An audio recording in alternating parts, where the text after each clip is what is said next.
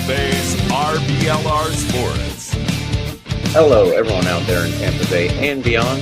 This is James Walsh coming at you for the RBLR Sports podcast, and I am still trying to figure out exactly when I should hop in the middle of our extended start. We're getting a little more. We're getting even a little bit more of the intro music. But either way, I am here tonight for RBLR Sports with my usual co-host Carlos to cover the Rowdies. Carlos, we are recording tonight on a Wednesday for a couple of reasons. One thing was I had the U.S. Open Cup game last night that's relatively close to me. Very fun. If you have an Open Cup game close to you, please go. They're a great time. Also, the crowd last night, fantastic. Good stuff, folks. Good stuff. Okay, next thing that we got to do. We got to talk about the USL news. We got a lot of stuff to go on there, as we did, I think, probably a month ago now, Carlos. I think roughly a month ago. Yeah.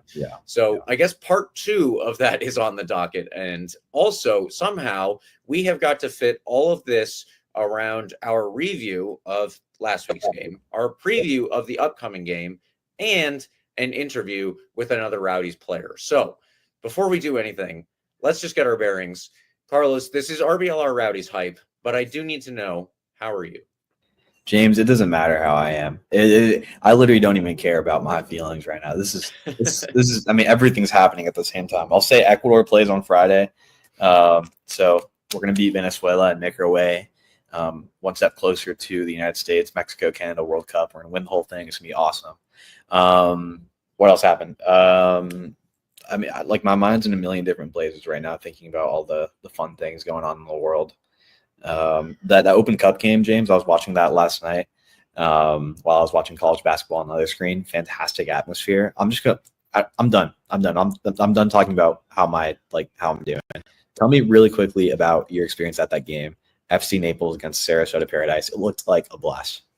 Yes, it was. All 4 stands around the field were full. I mean, awesome. Packed full. And the 4th stand, the southern stand, was filled with FC Naples supporters, which I guess actually geographically makes sense. I don't know if they worked that out intentionally or not. But point is, we have talked a little bit on this podcast about how Naples has done an incredible job of actually building up a fan base. And that comes down to some level of marketing that we will eventually talk to somebody about in the future. But that's for a day that is not now. Right now, all I want to point out is that they have done such a good job with their marketing that they have an incredible fan base that's ready to travel, bring all the Argentine-style banners that go from the back of the stand to the front of the stand. They tie it off. They have the flags all in the front, the barra, and it's fantastic. So congratulations and kudos to them. Kudos to everybody who showed up at the Sarasota game, though. It was unfortunate that Sarasota could not get through, but they were playing what is considered a professional team, so you assume there are more resources for the Naples side. If you do want a little bit more than that, please check me out, I guess, on the Florida Soccer Report with Kartik Krishnaiyer. That is part of the Beyond the 90 network. But this one, we are here to talk about the Rowdies, and on the RBLR Rowdies Hype Show, that's where we need to go next. So, Carlos, let's jump in. We'll do the review real fast because it frankly doesn't deserve a lot of reviewing anyway. And we'll do the rest of the show afterwards.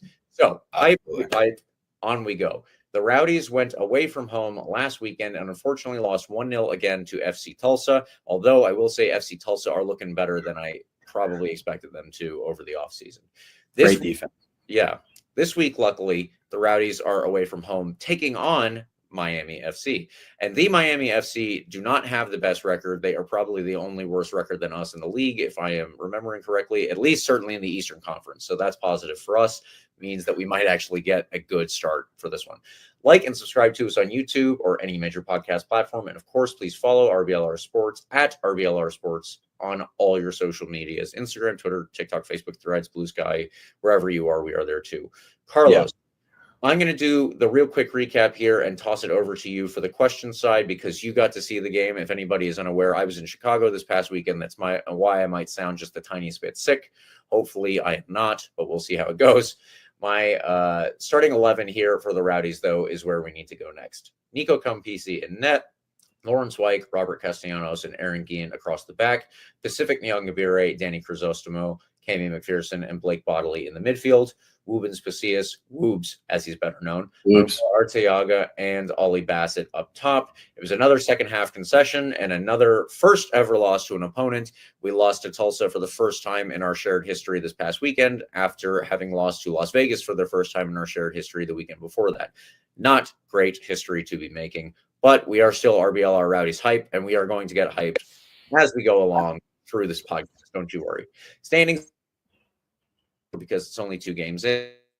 The 4 sides that have not lost, or they have won all of their 2 games so far. Detroit City lead the Eastern Conference, and Loudoun are right behind them, just as Carlos. Yep. We know that because Carlos is always hyping up Loudoun United. And out west, Tulsa with their 6 points, and San Antonio FC lead. So all of that's out of the way. Carlos, we'll do the quick recap. Give me your take on how this game went. Yeah, it's gonna be super quick because I genuinely don't care about this game. We're 2 games into the year, and I know for some folks, if you pay attention to Facebook and the Rowdies account on there, 2 games is enough to call it a season and fire Robbie Nielsen and the whole 9 yard. For me, it's not quite enough. I would say like 5 games is a comfortable place to be. Like, you know what, if we're still playing like this in 3 more games and there's been no marketed, clear improvement, more goals, obviously wins clearly, then I could, say there might be a problem. 2 games into the season, I'm not concerned. They're both away and they're both far out west on really crappy fields, truly crappy fields. And they were both, frankly, silly goals to let in to lose a game. In no case am I particularly saying that we deserve to win either game against Las Vegas or Tulsa. I don't even think that's the case, really. I think we had a lot of possession in both of these games, particularly talking about Tulsa, since that's the game we're talking about. In the second half, after Tulsa scored that fluke of a goal, they really sat back, and part of their game plan was to let us control the ball. And that came with several opportunities for us, at least 3 on the back end of this game that I can count off the dome. It was a Wyke shot that was bound for goal that had a semi-goal line clearance from a defender. Nate Worth, clear look inside the box. He just couldn't really get the power behind it and put a goal away against his former team, which would have been great for him. And then at the end of the matchup, there was a header. And I'm blanking on who it was, but it was a great service into the box, wide open, bounced right at the Tulsa keeper. The only other clear opportunity we had in this one was a Woobs breakaway early in the second half, straight down the left side of the field. Had a good look, maybe accelerated a tad late, which is why the back line caught up with him and was able to force him into a tough angle of a shot. Wasn't able to keep it on frame, sent it high above the net. Those are your opportunities in this game. 4 medium XG chances, I'd like to call them. That with maybe a bit better finishing, one of them could have fallen in the net. But again, none of them particularly high XG chances that you can say absolutely, positively should have been in the back of the net. That's about it in this one, James. I think, like, generally zooming out, the subs in this one are really interesting. I think Robbie has I think Robbie's still playing with things. You could see like Hilton coming in the 64th minute for Arteaga, obviously not position for position, right. Like the Moon for Nyangabire sub was in that same window. Hilton coming in for Arteaga shifted kind of how we're playing this game, obviously moving into a 1 striker situation with Woobs. Bassett comes off in the 72nd minute for Nate Worth, similar position for position type of sub. So I think you're going to see a few more changes like that in the next couple of games, especially if Mustali is still coming back from the light knock he's had,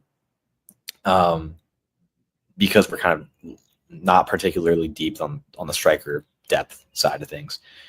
So I think we're going to see Robbie continue to play with some things up top, continue to tinker with the attack a bit, which doesn't really concern me yet 2 games into the year. But if we're still kind of just like experimenting 3 games from now, then I might be a little bit more concerned. I'm hoping this weekend, frankly, we can kind of have a pretty clear identity, and goals starting to come in, open the floodgates against Miami. We'll get to that game in just a second, James, obviously.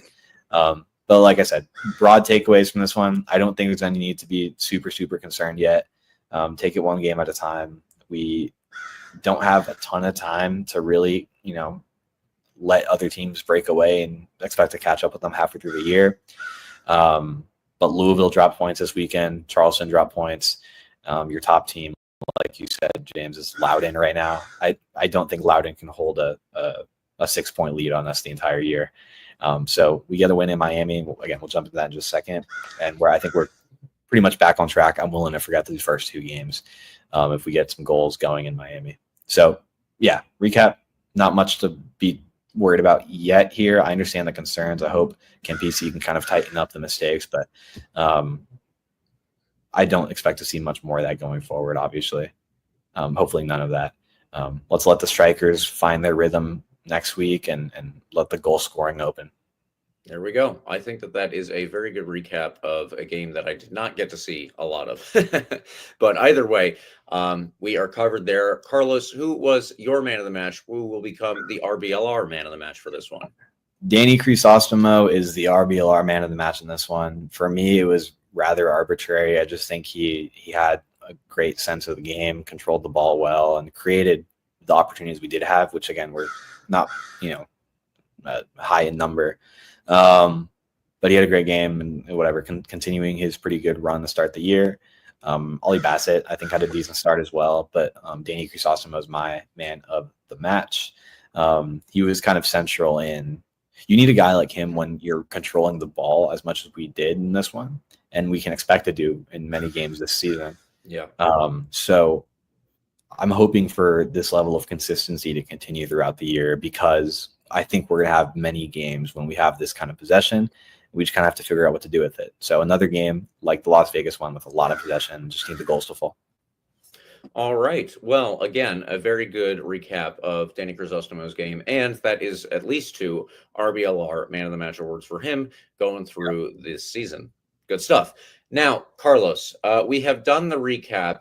Coming up, we have an interview and a preview. But before then, we need to get to the news that overtook the whole American soccer landscape, I should say. I think that this was on pretty much everyone's lips around, again, America, probably maybe a little bit of Canada too. But it was on the CBS Sports Golazo show, so that was good. It was all over ESPN. I know that they had it on their soccer pages. And Soccer America, of course, they had a thing about it. Anywhere you looked, there was something about how USL is going to introduce promotion and relegation, all coming from the reporting of Paul Tenorio, writing for The Athletic. So there was a vote at USL among the ownership group. The ownership gets to take this vote, and we don't know who voted what. That's all behind their closed doors, obviously. But we do know the results, and the league has put out that a supermajority of owners, whatever constitutes a supermajority of owners, I guess I don't know how many owners there are, because they might even be including ownership from teams that aren't officially competing yet. I really actually am not. They are. Okay. Yeah. Teams that aren't that haven't started competing yet, but have ownership groups and everything, they were included in the vote as well.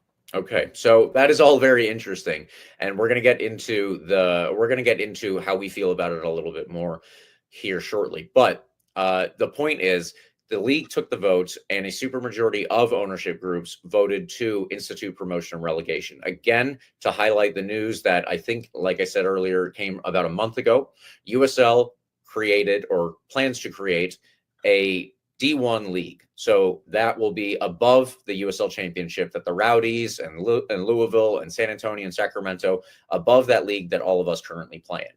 Who gets into that league, we don't currently know, because as it turns out, only 2 teams have at least the stadium requirements for Division I, and both of those are very arbitrary because they play at college football stadiums. So let's just kind of rule out Birmingham and the Miami. I think that that's fair for the time being. Going forward, if we are strictly going by the D1 standards, then it's obviously going to take a lot of upheaval from a lot of teams. Sacramento, I think, are currently in the process of getting the building started for their own soccer-specific stadium, assuming that is going to be over the limit that they need, because why wouldn't you build it that way anyway? Yeah, so there's a lot to consider. I don't think Louisville City Stadium is big. No, it's not big enough. I know that it's not. And Oakland are currently playing in the Coliseum that maybe could be retrofitted. Who's to say? There are all of these ins and outs all over the league. But the point is, promotion and relegation is supposed to exist between the USL. They say Division One. We're all pretty sure it's going to be the USL Premier League. That's probably what's going to happen. Then there's the USL Championship, which will remain the Division Two team league. And then there's the USL League One, which will remain the Division Three league. USL League Two will obviously be there, but it's not going to be part of this pyramid. It's not an open system. There's no hole at the bottom like there is at the English pyramid. You can't fall out and out of the professional system. So I guess that's positive for all of our ownership groups here. Either way, that is the grand plan as far as a plan has been enumerated for us, the fans, to look over. And Carlos, I will turn it over to you now. What are your immediate opinions? I'm sure we probably share a couple of concerns here.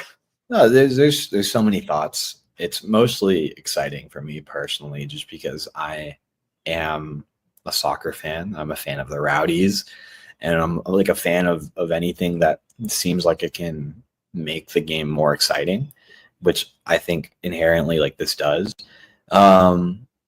We can go into that obviously if we wanted to, but I think like the discussion here, like there's just so many ways to go about this. By the way, first of all, shout out Oakland. You mentioned Oakland. They're over like 20,000 tickets sold already. I didn't know that. Fantastic. Pretty cool. Great market for soccer over there that's really being tapped into now finally, which is awesome.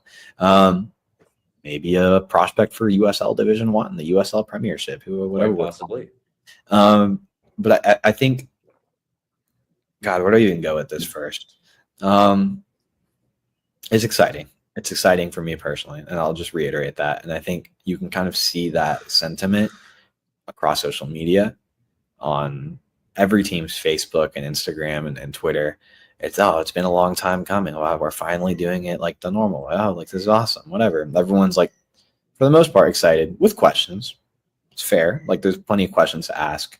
But there's a lot of excitement too. Like again, and I said this when USL announced their Division One Fandango last month, that they achieved their goals, at least anecdotally on my end, of getting people to talk about the USL.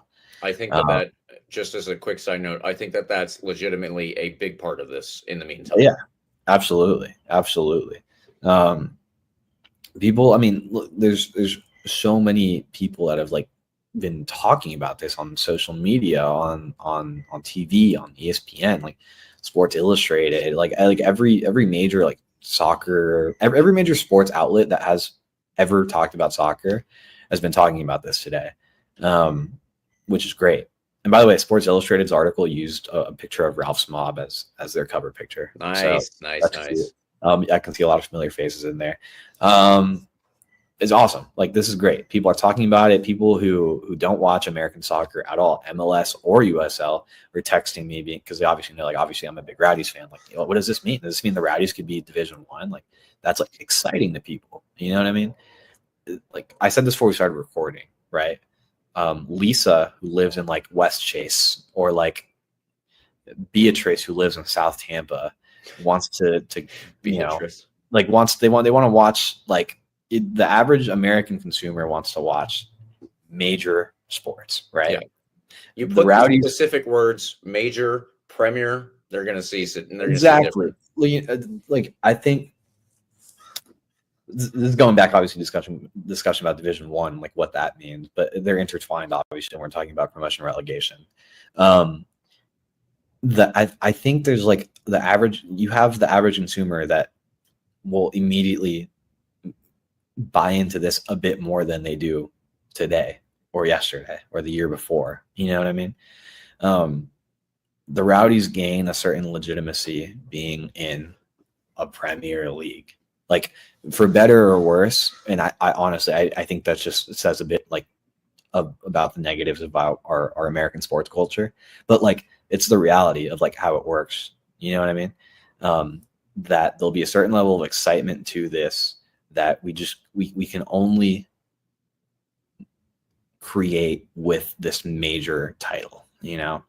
And I keep saying major. Obviously, it makes me think about Major League Soccer. I think they kind of co-opted like like what would have been the default name. Yeah, right. Exactly. With their jump start.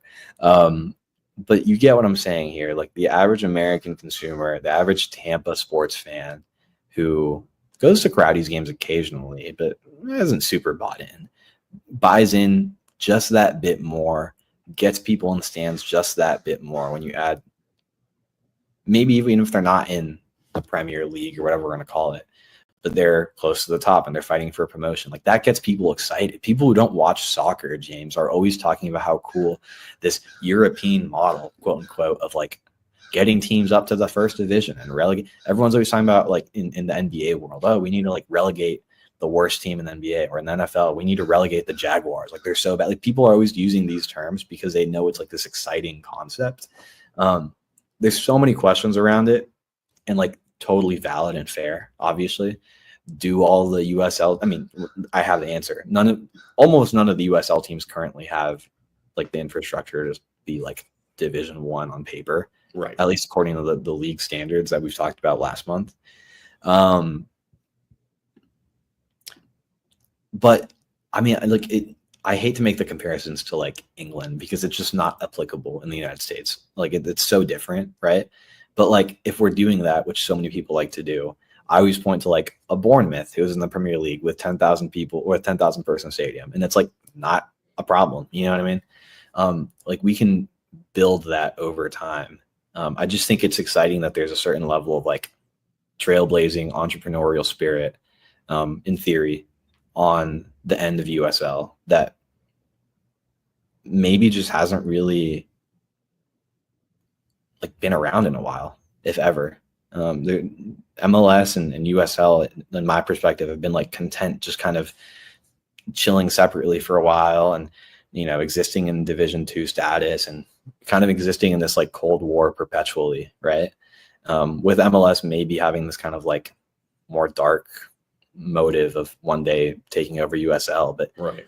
I think there's finally some sort of like exciting entrepreneurial trailblazing spirit coming from the USL side of things, which again, plenty of questions, but like what trailblazing idea hasn't had questions? You know what I mean? Like you have to start to generate the excitement first, and then you can, I don't know, maybe I guess you could make an argument that you need like the infrastructure and then generate the excitement. But my point is, you have people talking about it. You have eyes on this that have never even thought about the USL in their lives. You have eyes on this, and now you have an opportunity to do something with it, right? Now you have a responsibility to do something with it, not just opportunity. You talked about it, and you have to do it, right?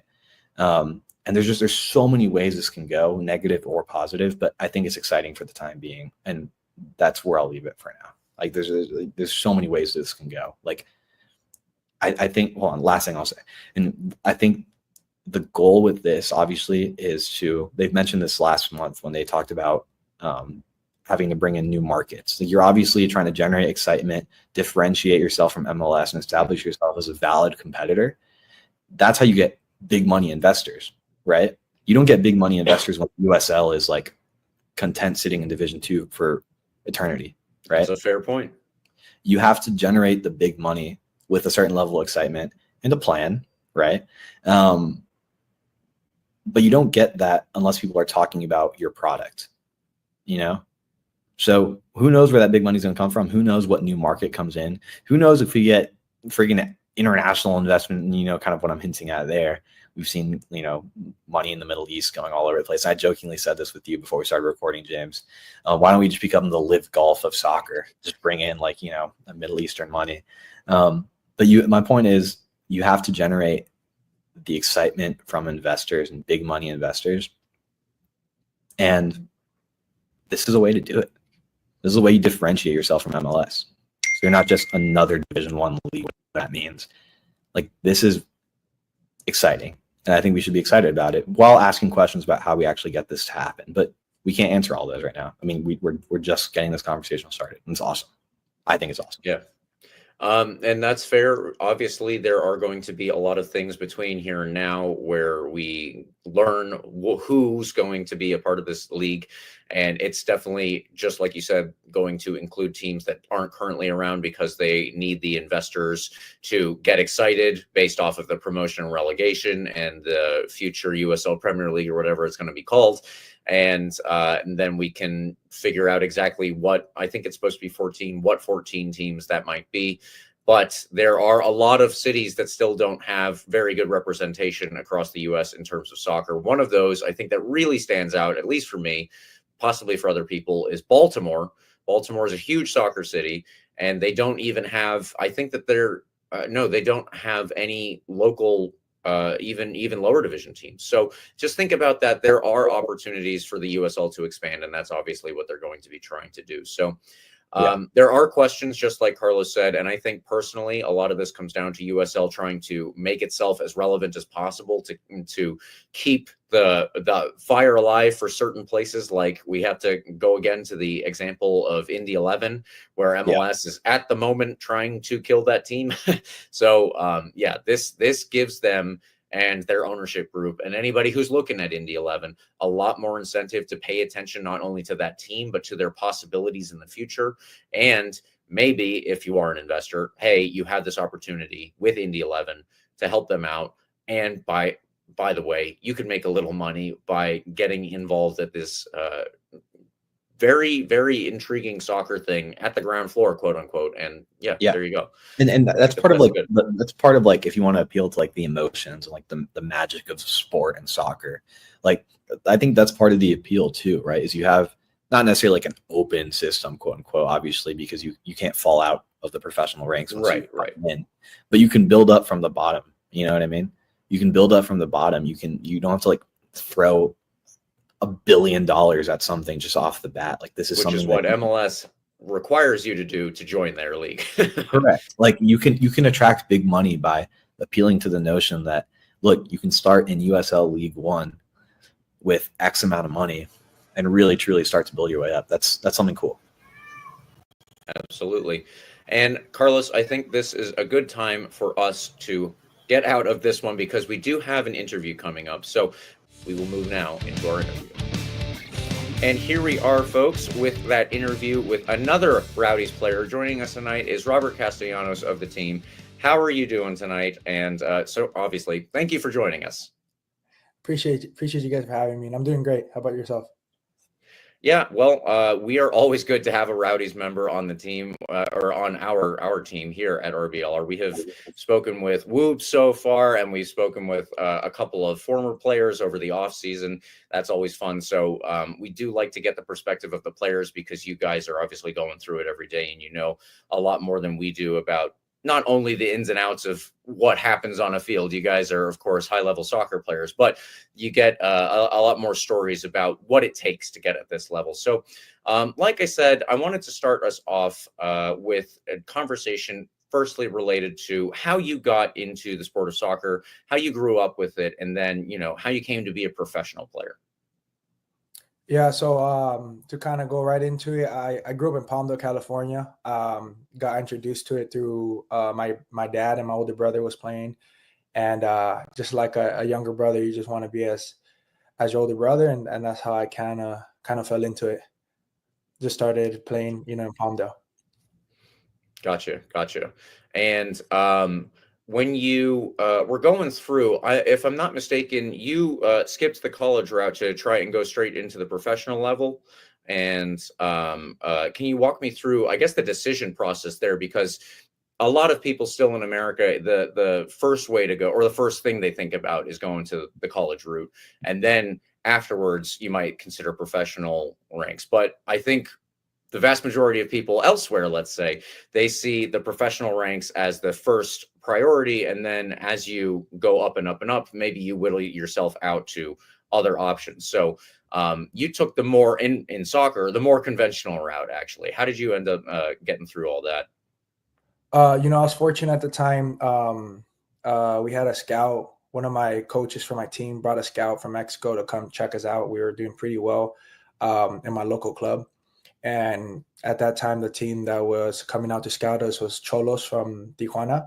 Oh, okay. They caught about 4 or 5 of us that they thought were very interesting and, good prospects for their academy. And yeah, at 14, I had to make a decision, either continue to play high school and club soccer, or just try to go and make the jump into the professional environment and compete in their youth academies. And yeah, at that time, I felt like it was the right decision to make. I felt if I was going to leave home, I had to really dial into it and make the best out of it. I didn't want to just come back and be like, hey, I tried it and didn't make it. So I think for me, this kind of venture was a bit different. I would say the college is always one of the best ones to do, especially how they have the system out. Luckily for me, I'm Mexican American, so I had the opportunity to go and branch out and try something, I would say, a bit more difficult, because you're going to a different country. Obviously, Mexico's not that far, but even though it's a whole different scenery, and you just got to compete against every Mexican player there that they already have in their academy. That's a top tier player, and just day in and day out, you are fighting for a spot. So very honestly, grateful for my opportunity and just everything I learned within that process. And yeah, I left at 14, and, luckily everything lined up the way it did. And, I was able to go pro.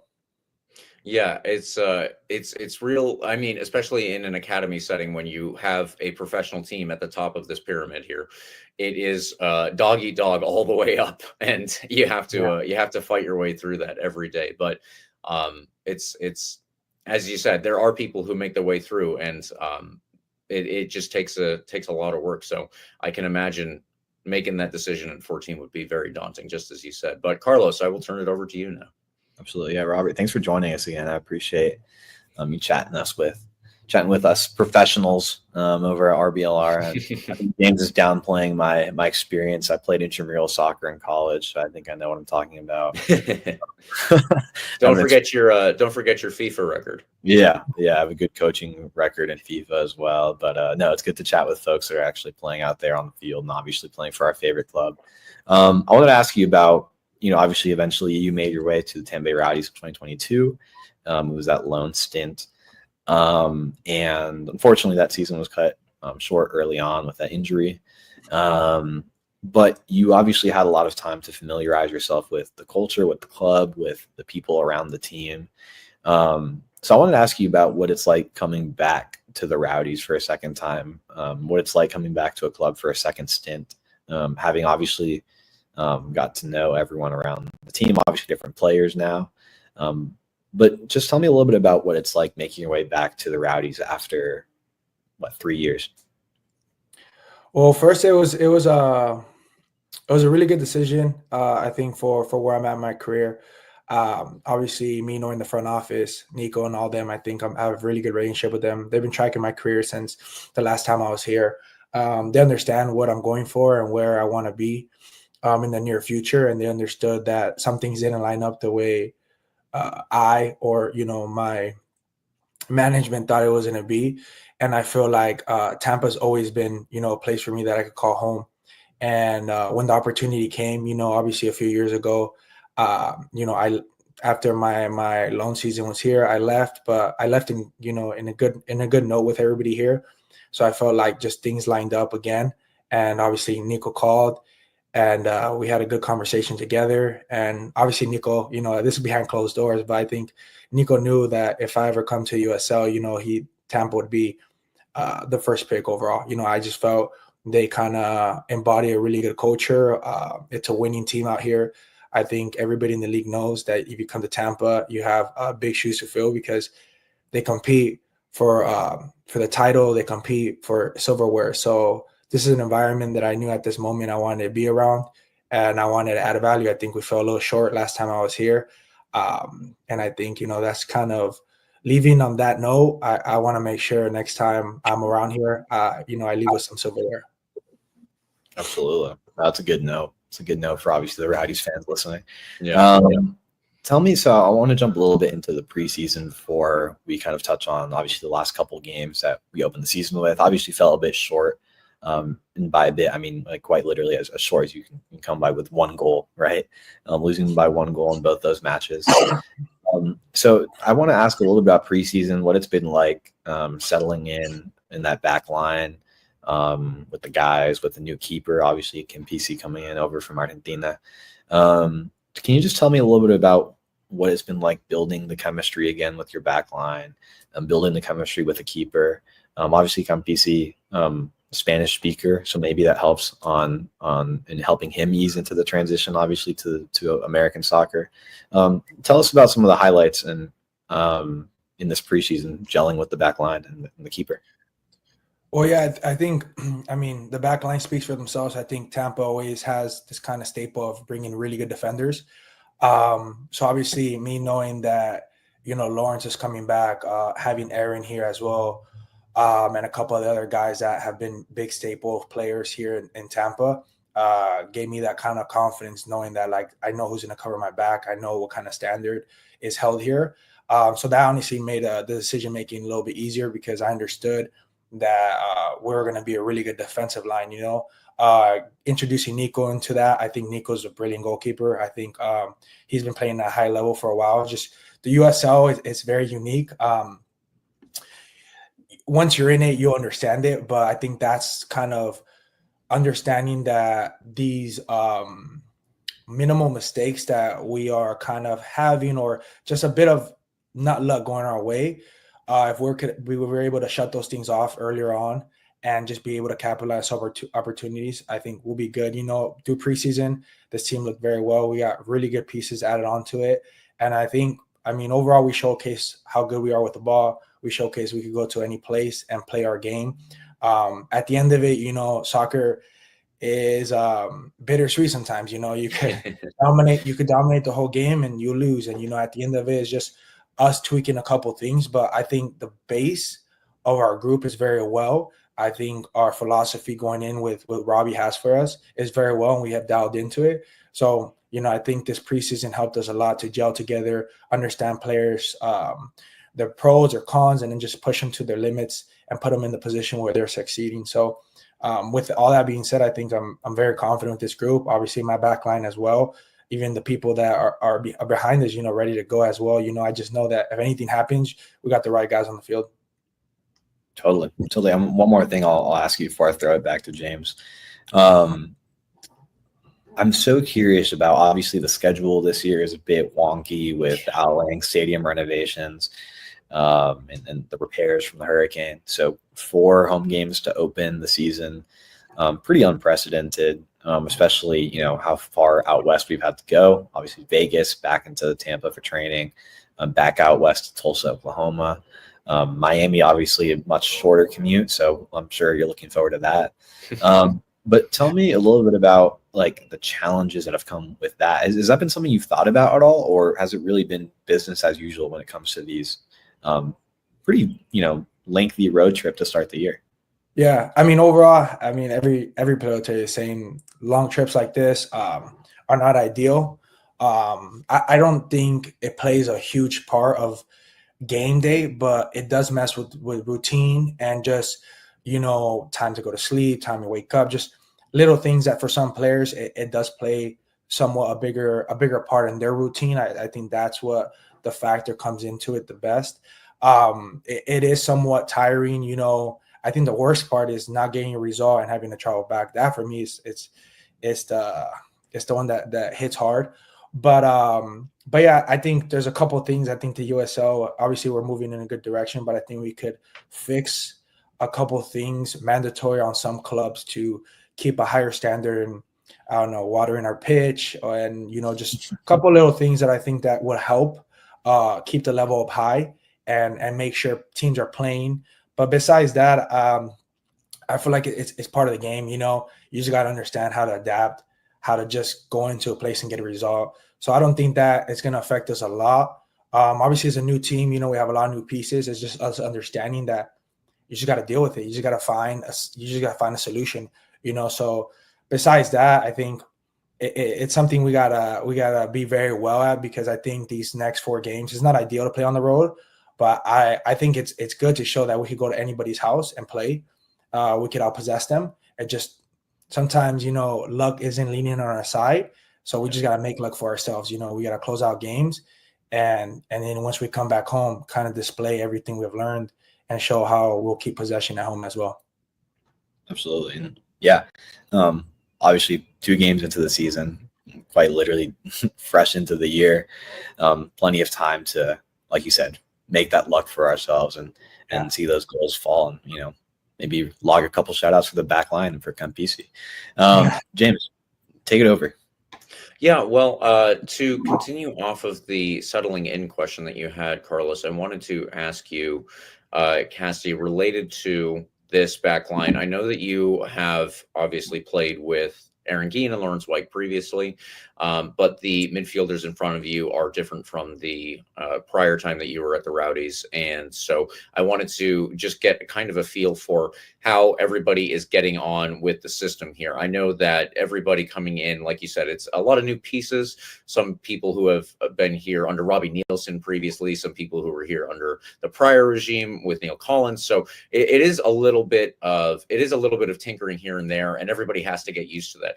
What is the actual process for a professional player when you go from one team and you switch to your new club, and the coach is telling you, all right, this is the way that we're going to play, and this is what I need you to do?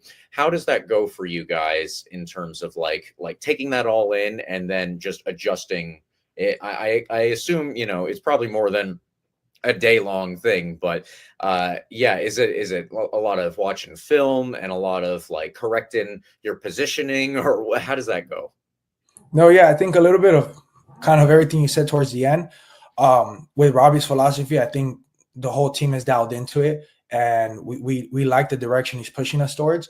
At the end of it, like you said, these two guys in front of me are new, but they're more than capable. Cam and Danny, they are very good. They're, for me, could be, towards the end of the season, you guys will see, but they're for me the top 10 in the top 10 defensive mids and midfielders we'll have in the league. They're just really good with the ball. They're comfortable in tight pockets, and at the end of it, I think Robbie has a good eye in putting players on the starting 11. So I'm forever comfortable with these guys and people that are coming off the bench as well. I think all our midfielders are very technical, very good in small pockets, especially the way we're going to start playing. I think it's very valuable. But to answer your second question, I feel like we just got to adapt. I mean, you're a professional athlete. I feel like if you're in an environment and you're changing systems, you're changing coaches, whatever it is you got to learn how to pivot and change and adapt to the new thing in front of you. The longer it takes, the harder it'll be for you to look for the field. Mm-hmm. I think the way you could just put yourself in the best position to do the job is the best solution. Like sometimes your best attributes aren't going to be needed, and you're going to have to figure out other things to add value towards a team, and I think that's when a good pro shows up, because you gotta like suppress your ego, and you gotta be like, hey, the team needs this, and I'm going to do this. Because sometimes, you want to show the best you could do, or you want to show the things that got you to where you're at. But at that current moment, you're playing for the team. You're playing for the coach. You got to adapt to the coach. You got to play for the team. And some things in your game, you're going to have to change. And I feel like a lot of us has dialed in to what Robbie wants from us, and we're playing the way the team needs to play to get results, And like I said earlier, I'm more than confident in this team. I know we're going to do great this year. We got to tweak a couple little things and, make luck for ourselves. But besides that, I think everybody has dialed in to what the coach has for us. And, we just got to go out there and just keep showcasing it game after game. And at the end of it, just close out games. Yeah, that's all well taken. And very interesting about, sometimes you gotta apply exactly what the coach is saying, even if you're not like the most comfortable with it. That makes sense there. So Cassie, there is a big piece of news today, and I think you heard a bit of our discussion about it previously. We were talking about how the USL plans to create a top division and then ultimately institute promotion and relegation. I don't want to ask you how they're going to implement it or anything like that. I can't imagine that players are going to have as much input as probably they would like. But I just wanted to get your opinion on this and see how you were feeling, because you grew up partly, at least, in the system in Mexico, and there was promotion and relegation, although they have taken it away. And I think that there are tentative plans to bring it back, but it's not yet. So I guess you have experienced quite a bit of change related to promotion and relegation in the professional realm, and I wanted to get your opinion on that. Well, first I'll say I love the idea. It applies pressure. I think pressure makes diamonds. Pressure gets the best out of teams. I do feel one thing in the States. Sometimes you get a little bit too comfortable. I think when you get pressure of relegation, I think you could see who's really about it and is able to get results in any scenario. Then you're too far out on the table and you just say, "Oh, let's work for next year." Or with relegation, there's not working for next year; it's working for the now, and I think that's very powerful. You get a lot of players to understand this type of pressure and be able to use it in a positive note.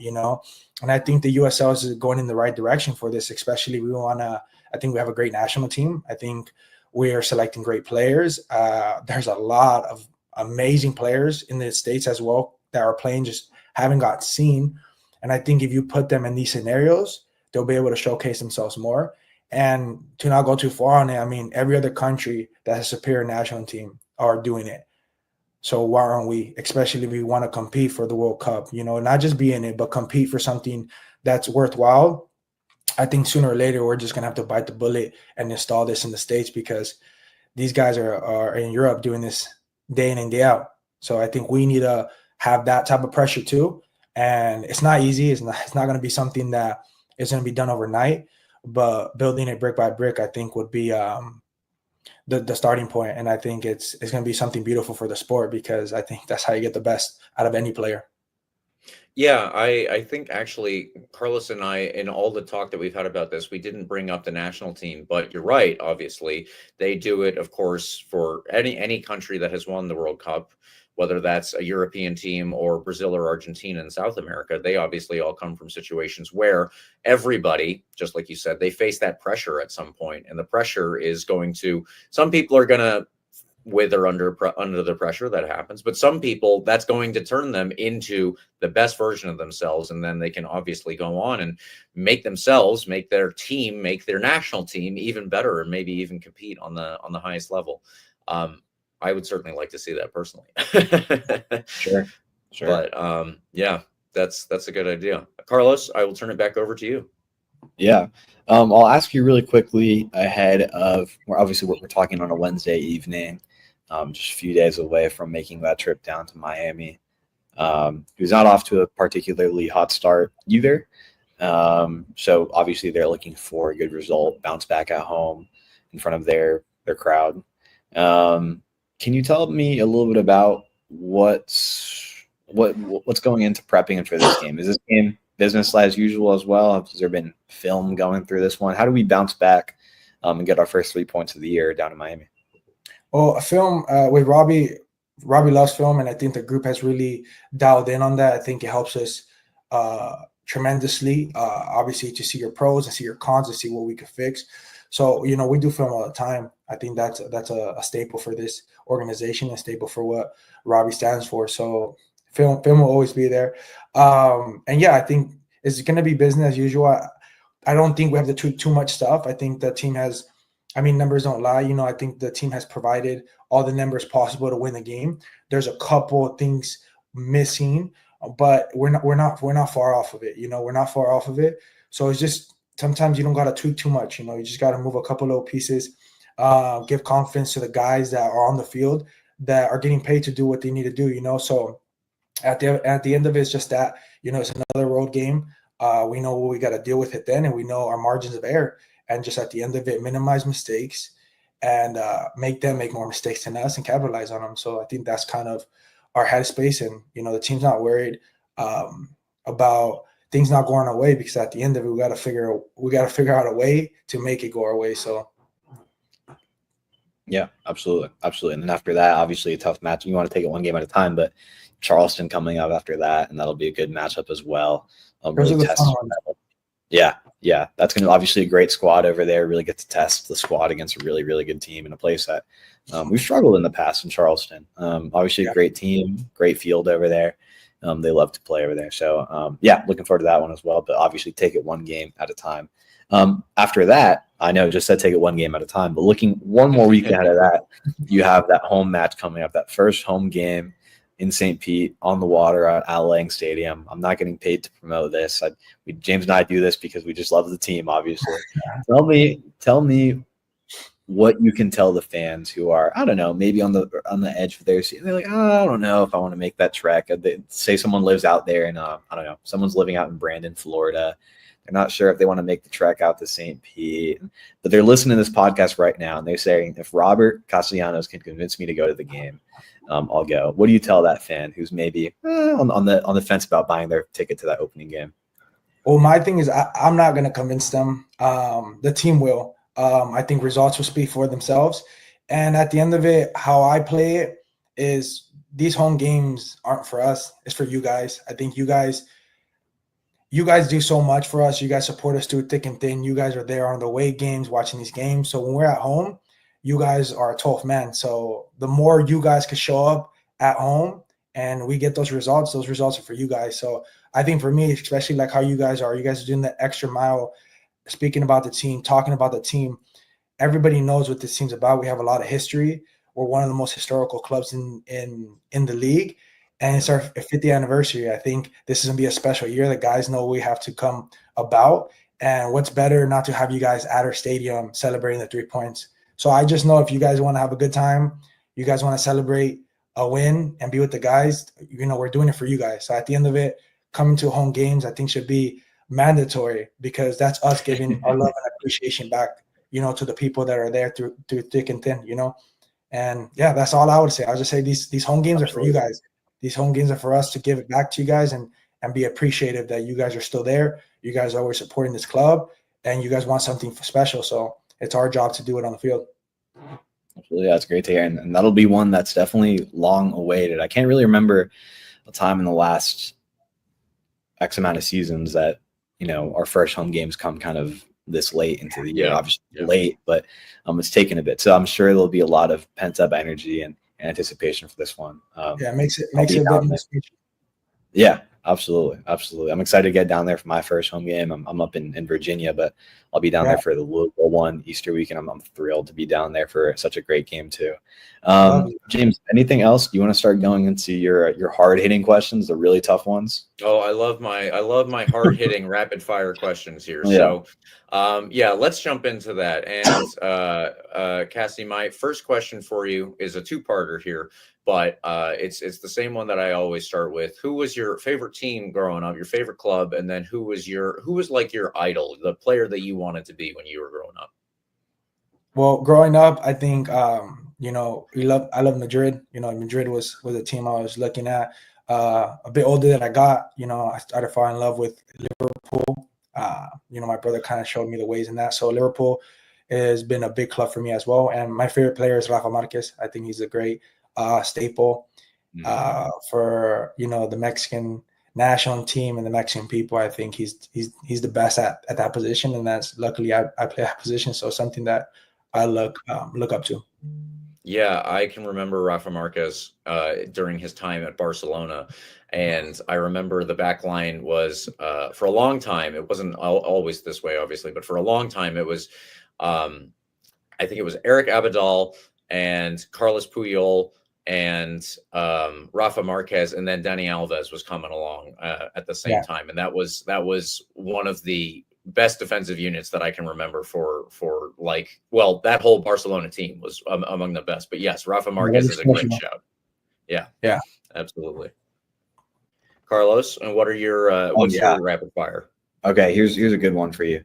Obviously, growing up in Palmdale, California, Mexican American, surrounded by great Mexican food over there. Robert, there's good stuff over there. I think for all the things that the Tampa Bay area has, and I love the Tampa Bay area, I think that's been one area in the culinary world that I think we've been lacking. Is there one place that you go to when you say, man, I really want some good Mexican food in the Tampa Bay area? What's one place you can shout out? I swear to you, I have not found one. Really? Ooh. Yeah, not that I know of. I mean, with someone in the chat or someone DM us and just send like, hey, this is a spot. But if I want more like Latin food, there's a Peruvian place down the street that I like. I've been Cuban food. I feel like Cubans run it out here with their food. It's amazing. Honestly, I've been trying everything but Mexican food. I just haven't found a spot. Yeah, but overall, I mean, if anybody could send me a recommendation, I don't have any as of now. I have zero, so I would like to try some out here. There you go. If you're listening to this, you drop it in a comment. Send us a DM. This is a good time to plug hashtag AskRBLR. Yeah, right. Yeah, absolutely. When I moved up here to the Arlington, Virginia area, I've been surrounded by great, not just Mexican food, Central American food. I'm like, I miss the Cuban food. I miss the Cuban food, the Colombian food. There's some great food over here, and I'm like, man, there's not really a place that's called to me yet in the Mexican food world in Tampa. So let us know if you find something. James, do you have any other hard-hitting journalistic questions for Robert? I'm going to take a page out of your book here, and I'm going to ask. It's always fun to try and get your position on, who's best in the team for this or that or whatever. So I'll ask you, who's got the best musical taste on the team? Leo. Okay. Okay. He's pretty easy. He's pretty diverse. He kind of understands the energy in the room, and he knows where to kind of shift to Latino music, to hip hop, to R&B. So I'll give Leo that one. So he's got the read on everybody before he jumps in. Yeah. I think he's a veteran. He understands what kind of tempo we do with the music. So Leo for sure. Yeah, that's the unspoken part about being a veteran of the Rowdies. You get to pick up on the musical notes. Apparently, notice how quickly that was answered. By the way, there was no hesitation. Leo. Yeah. Leo. You got to follow up. See it. My follow-up, who has the worst music taste on the team? You want to clown someone right now on RBLR Sports? I'm going to just throw this one out here because I just love the banter. Oli has some questionable music. I'm not going to say he has bad music taste, but sometimes we're in the gym and he's listening to some like piano music, and I don't know. So I'm like, I can't even go into that realm because I'm not going to disrespect it, which I think there's moments for it. I think they're good songs. It's just not for when we're hitting the gym. But, he does have good taste all around, and just his selection sometimes is questionable for sure.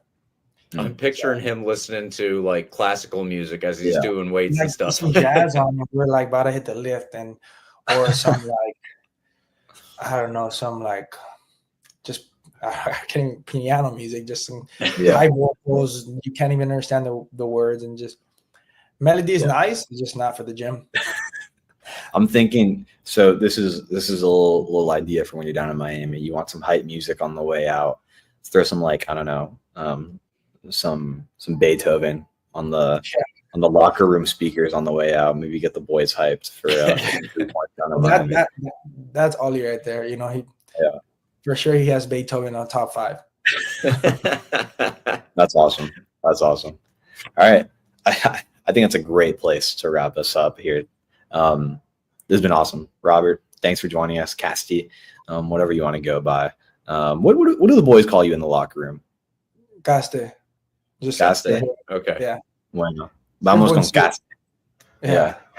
Caste. All right. I appreciate you joining us, man. This has been awesome. It's always so much fun getting to know the guys on the squad that wear the jersey of our favorite team, obviously. Getting to know you personally, knowing where you came from. It's awesome stuff. And we love the insight into the locker room world. So that's great. Thanks for joining us. I appreciate it. I appreciate you guys, and I appreciate what you guys do.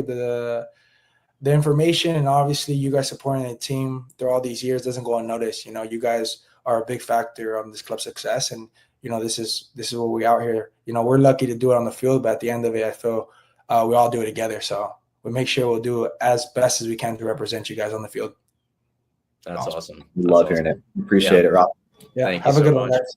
Take care. And that was our interview with Robert Castellanos. Caste, as he would prefer to go. And thank you so much for joining us, of course. Carlos, I always like the Rowdies input from players who are in the locker room. And that was a good way to end that one. I really enjoyed that little end bit there. If you're watching the video of this and you saw me tweaking out just now, I'm sorry, I had something in my eye. I don't know where that came from. It was awesome. He's a great chat. Really, really, really good guy. I'm excited that he's back on the Rowdies. And for real. it's cool to have someone like him and like Wyke who make their way back to the squad after X amount of years with another team or doing their own thing. It's cool. I mean, it makes it easier to make that transition. Obviously, he's played with not only Wyke but also Gia, and so a smoother transition in an off season than one we normally have. That was great. And he even gave us his thoughts on promotion and relegation, the hot topic of the day. I mean, that was awesome. So it was great. It was great. Okay. All that aside, I think we've talked enough about pro rel for the time being. It's an ongoing discussion that will be in, the headlines for several years, obviously. Something we're definitely going to revisit. Yeah. Other than the 15 to 20 minutes we've discussed it now, I don't think we're doing it justice, obviously. But we'll come back to it. I'm really, really curious to keep reading Rowdies fans' thoughts and kind of where we go with this, because it's exciting for me personally. I think we're kind of going in a cool direction, hopefully. But I think if nothing else, it's kind of lighting a fire under some clubs' rear ends. Some clubs who might otherwise just kind of been stagnant for the last several years until they die, and I don't know, in a couple of years they fold. But I think this will, if nothing else, light some fires, which is overdue and exciting. So I'm excited. Okay, James, back to this year before we keep talking about 3, 4, or 5 years down the road, and probably many years past that. In 4 days, we play against the Miami FC in what folks were trying to brand as like a derby for a little while. Never really stuck for obvious reasons, because they haven't generated more than 1,200 people at their games in the first 2 games. And I think they're stat padding, to be honest, because there was not 1,000 people in that second game that they played in that stadium. I could count them on one hand, unfortunately. James, I go on a whole tangent about why I want Miami FC to succeed and how they need to move to Homestead officially to make that happen.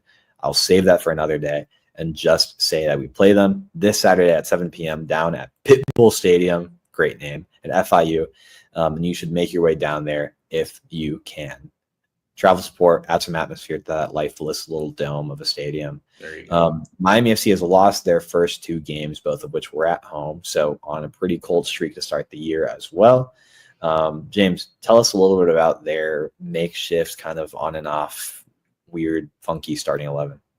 Yeah, so they had a starting 11 for their first game, and then they had a starting 11 for their last game. And then last night, this is Tuesday last night, they also played an Open Cup first round game against Naples United. Not FC Naples, that was the game that I attended. This is NPSL side, Naples United. It's very, very confusing after a while, I am aware. Either way, they beat that Naples team 4-1. I really doubt they would beat the FC Naples team 4-1.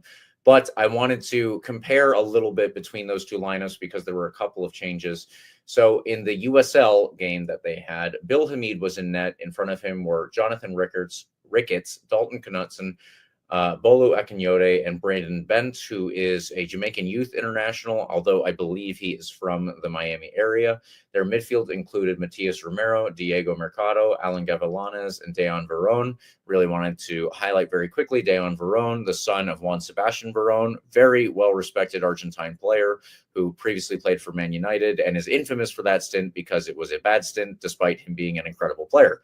Up top, they had Puerto Rican international Ricardo Rivero, yeah, trying to misread my own writing here, which isn't writing. And Lucas Milano joined him up in the game in the U.S. Open Cup final. Most of those players were the same. They had 2 different fullbacks, and up top they also had Kevin Ojos and Francisco Bonfilio. Those are 2 Argentine players who I was going to highlight as substitutes from their last USL game. And I wanted to highlight them because they have contributed as well. Christian Vasquez was one more Argentine player that they had starting in the Open Cup game. So I don't know who is going to be starting this USL game, because a lot of these players, I believe, joined the Miami team pretty late in preseason. They might not be fully up to speed with patterns of play. They might not be fully up to speed with playing on turf, for all I know. There are probably a lot of differences between where a lot of these players came from and what they're going to be taking part in now as the Pitbull team. And I think that maybe we'll see how they turn out this week. But The good news in the USL side is they have conceded 5 goals and only scored once. Although, again, last night in the Open Cup, they scored 4 goals, so they can literally put it in the net at some point with some level of competition. You've got to think that the Rowdies have a much better defense than Naples United, though. They also have a better defense than FC Naples. So I'm just going to go ahead and put that out there now. Carlos, is there anything else that we need to highlight for this one other than to say that, dear Lord, we should be winning this? I had one thing to say, and I'm just going to throw this in here. Without, I don't know, it's going to sound like I'm throwing shade at him, but it's more just because I think it's kind of indicative of where Miami FC is at right now. Hoyos, who was their only goal scorer in USL games so far, he's 32-year-old striker, and before making his way to Miami FC this season, he had not played professional soccer in 4 years, and he was their main goal scorer, their only goal scorer in USL games so far. He played for Club Deportivo Marathon in Honduras, of all places.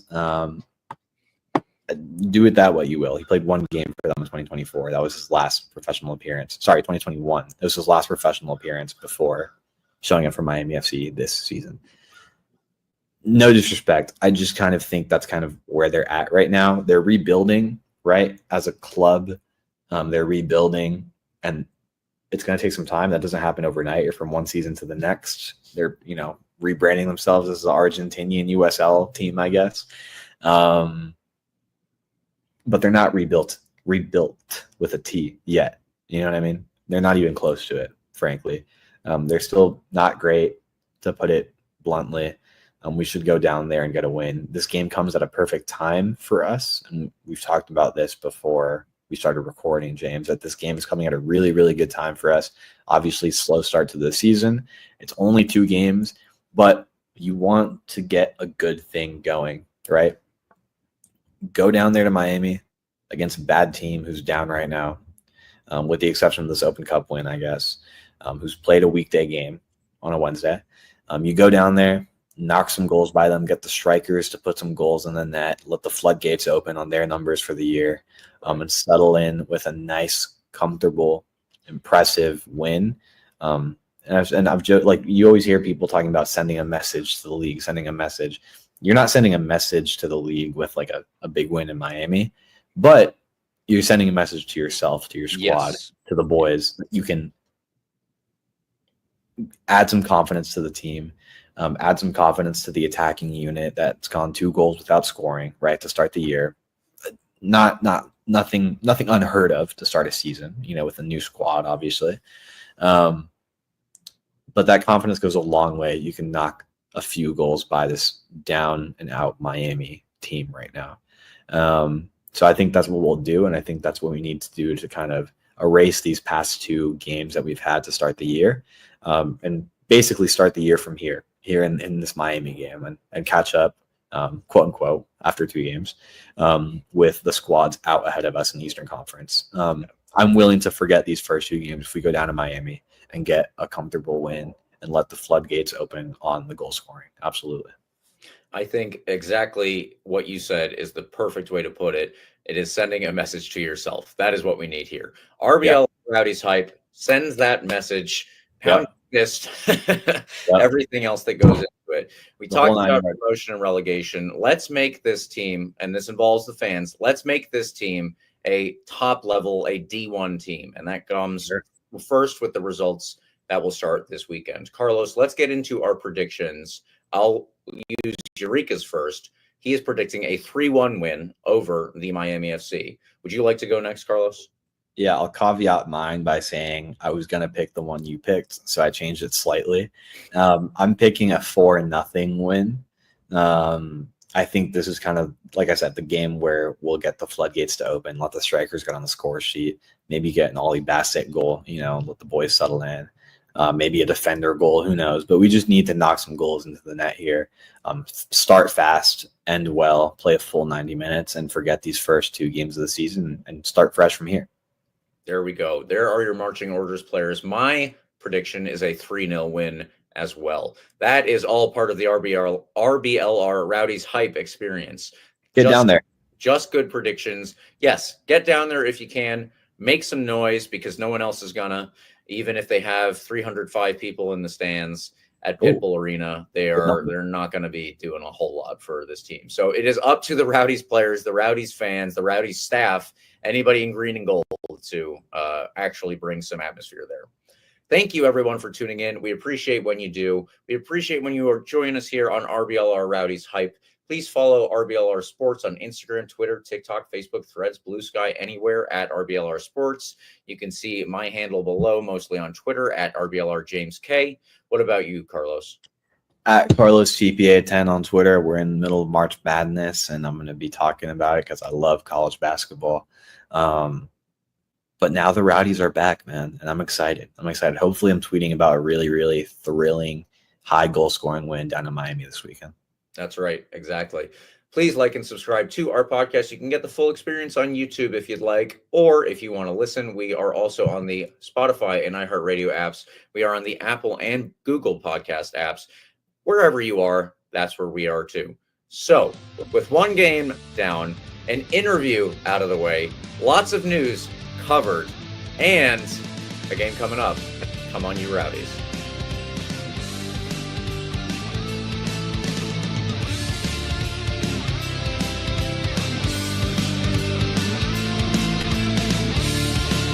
Thank you for tuning into this presentation by RBLR Sports. On your way out of the stadium, please remember to like and subscribe.